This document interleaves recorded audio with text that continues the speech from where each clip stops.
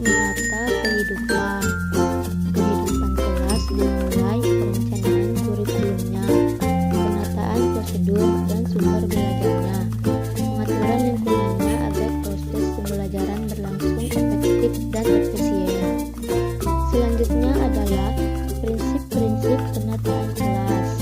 Terdapat beberapa prinsip, yaitu aman, nyaman, peluang bereksplorasi, berinteraksi dengan lingkungan, sesuai tahapan perkembangan anak, memperhatikan karakteristik anak, mendukung kegiatan bermain, mengembangkan kemandirian dan kepercayaan diri anak, mendukung semua aspek perkembangan anak. Selanjutnya, bagaimana menerapkan prinsip pengelolaan kelas dalam penataan kelas? Seperti yang pertama, yaitu apa itu model pembelajaran sudut. Model pembelajaran sudut merupakan model pembelajaran berdasarkan sudut kegiatan, seperti pengaturan alat bermain dan perabot di ruangan, termasuk meja, kursi, dan luasnya ruangan. Yang kedua, sumber belajar dan hasil kegiatan anak dapat dipajang di dinding ruangan.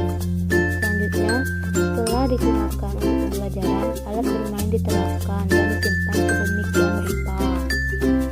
Yang B, yaitu model pembelajaran area, merupakan pembelajaran dirancang untuk memenuhi kebutuhan spesifik anak dan menghormati keragaman budaya dan menekankan pada pengalaman belajar bagi setiap anak. Yang C, model pembelajaran sentra adalah pendekatan pembelajaran yang dalam proses pembelajaran dilakukan di dalam lingkaran dan sentra bermain. Yang D, model pembelajaran kelompok adalah penataan ruangan maupun pengorganisasian peserta didik yang sesuai dengan kebutuhan. Selain itu juga ada hal-hal yang harus diperhatikan, seperti toilet. Toilet anak harus bersifat bersih dan nyaman supaya tidak terganggunya proses pelajaran yang diakibatkan oleh bau yang tidak enak. Halaman yang harus diperhatikan dengan ruang luas sebagai berikut. Luas area bermain standar menetapkan jam per anak. Ruangan bermain dipastikan tidak terdapat binatang yang berbahaya. Area basah ditempatkan di luar. Lantai yang tidak basah atau tidak licin supaya terjaga baik agar air tidak menggenang. Pagar adalah tempat umum di luar lembaga, diperlukan untuk memastikan bahwa anak-anak tidak bisa terdorong dalam situasi berbahaya, dan pagar juga dapat menjadi sentra berkebun anak. Selanjutnya adalah materi yang kedua. Mengapa lingkungan belajar penting untuk anak? Karena lingkungan mempengaruhi perasaan, tindakan, dan perilaku anak. Penataan lingkungan yang teratur dan tepat akan melatih anak untuk dapat berpikir secara teratur dan lentur. Yang kedua adalah apa saja model yang dapat digunakan. Macam-macam model pembelajaran yang dapat digunakan, seperti model pembelajaran sudut, model pembelajaran area, model pembelajaran sentra, dan model pembelajaran berdasarkan kelompok dan pengaman. Selanjutnya adalah materi yang ketiga, persyaratan ruang bermain di PAUD. Di sini saya menjelaskan tentang bermain di luar ruangan atau outdoor. Sarana bermain di luar ruangan adalah seperangkat alat dan bahan untuk menunjang program belajar anak didik, meliputi bahan belajar, media belajar, alat-alat main, dan alat peraga. Persyaratan penataan sarana bermain luar ruangan. Yang pertama adalah memilih lokasi bermain. Sebelum kita merencanakan sebuah tempat bermain, penting kita untuk mempertimbangkan bahaya atau rintangan yang akan dihadapi anak ketika akan bermain, berlari, atau berjalan. Meskipun dengan pembatasan yang tinggi, guru atau orang tua juga diharapkan tetap mengawasi aktivitas bermain anak. Yang kedua, meletakkan mainan anak. Mainan adalah yang sangat diminati oleh anak. Sebaiknya dipisahkan dan diletakkan berjauhan sehingga tidak terjadi penumpukan kegiatan bermain. Selain itu, pengawasan oleh pendidik dan orang tua tidak boleh terhalang. Misalnya, pandangan orang tua tertutup oleh lapisan mika. Hal ini akan membahayakan anak. 3. Pemisahan mainan berdasarkan usia. Sebaiknya terpisah dan ukurannya disesuaikan dengan ukuran tubuh anak dan kebutuhan perkembangannya. Yang keempat, pengawasan. Lembaga PAUD sebaiknya menunjuk atau memilih seseorang pendidik atau guru untuk mengawasi keamanan sarana bermain di luar ruangan. Tugas pengawas adalah melakukan pengecekan terhadap sarana bermain luar yang rusak dan memastikan anak tidak memainkannya. Yang B, melakukan pengecekan dan memindahkan bagian yang tidak aman pada mainan sebelum mempersiapkan anak bermain. C, mengecek perawatan dengan memastikan setiap pelindung sudah ada pada tempatnya. Memasukkan anak menggunakan alat keselamatan, misalnya menggunakan sepatu atau sandal, bukan sandal jepit.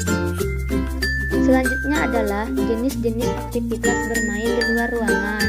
Yang pertama, aktivitas luar ruangan yang meningkatkan perkembangan anak. Yang kedua, aktivitas luar ruangan yang meningkatkan perkembangan emosi anak. Yang ketiga, aktivitas luar ruangan yang meningkatkan perkembangan kognitif anak. Dan yang keempat adalah aktivitas luar ruangan yang meningkatkan perkembangan sosial anak.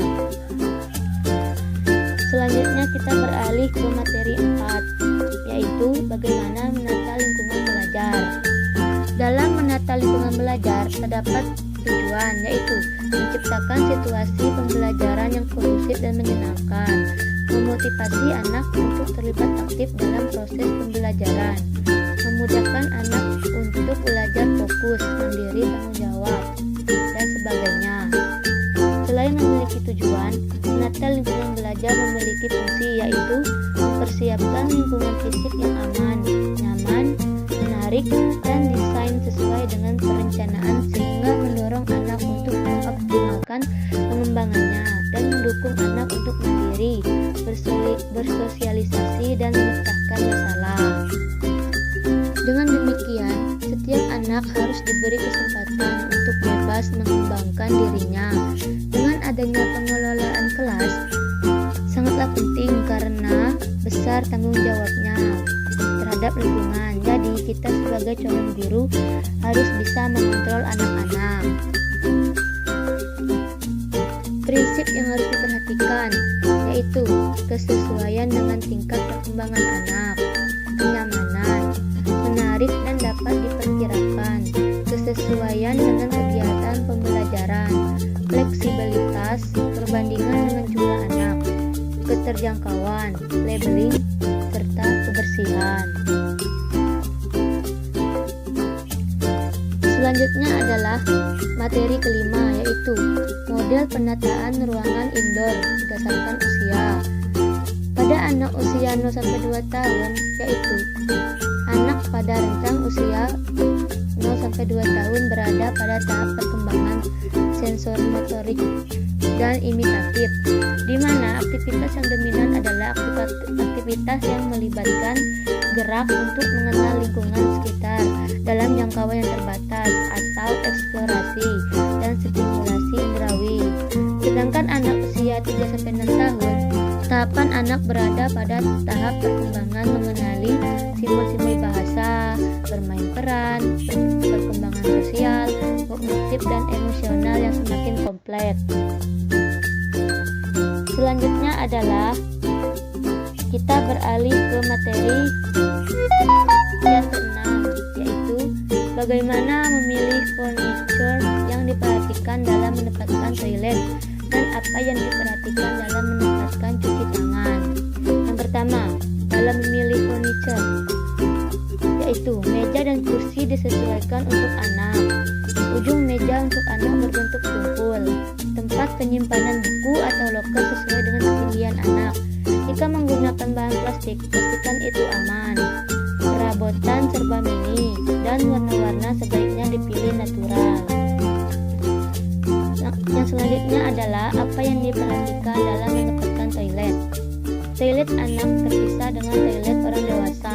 Ruangan toilet harus dekat dengan kegiatan anak dan tersedianya air bersih. Juga tersedia sarana pembersih seperti pencuci sabun, pengering tangan, dan sebagainya. Tersedia tempat pembuangan benda kotor. Ukuran fasilitas sesuai dengan ukuran anak. Pencahayaan cukup baik, semua alat terjaga kebersihannya. Selain menempatkan toilet, ada juga hal yang harus diperhatikan dalam menempatkan cuci tangan, yaitu tersedianya tempat pencuci tangan yang dilengkapi dengan sabun atau sabun cair dan alat pengering. Tujuan untuk menjaga kebersihan diri dan melatih kebiasaan cuci tangan dengan sabun setelah bermain di halaman bermain, sebelum makan dan setelah buang air besar, sehingga anak berperilaku hidup baik dan sehat. Baiklah, hanya itu yang bisa saya sampaikan. Mohon maaf bila ada kekurangan. Sekian dan terima kasih. Wassalamualaikum